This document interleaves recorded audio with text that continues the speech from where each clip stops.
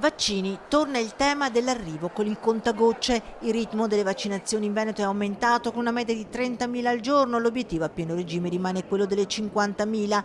Una macchina lanciata che rischia di fermarsi per la scarsità di carburante, i vaccini. Il presidente Luca Zaia conferma lo sblocco di 22.000 dosi del lotto di Biella che consentirebbe di vaccinare anche domani, ma non basta. Domani dovrebbero arrivare i vaccini, ma se non arrivassero noi non siamo in grado di far mercoledì, perché non ne abbiamo più.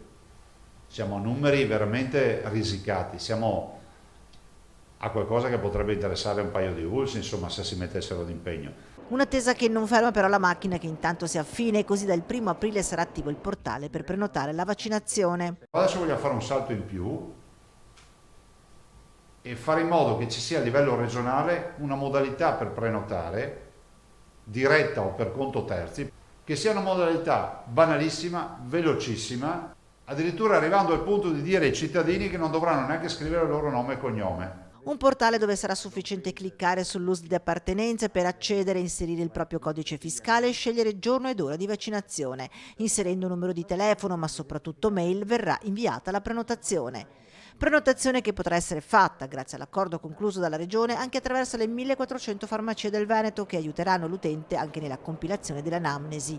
A chi infine non si presenta alla vaccinazione pensando magari di attendere la disponibilità di un altro vaccino, Zaia è perentorio. Se qualcuno pensa di scegliersi il vaccino, posso garantire che passerà tanti mesi e anni prima che si vaccini, perché noi non possiamo, come si può dire, bypassare le indicazioni del medico. E anche giuridicamente improponibile per noi, è un problema tecnico legale.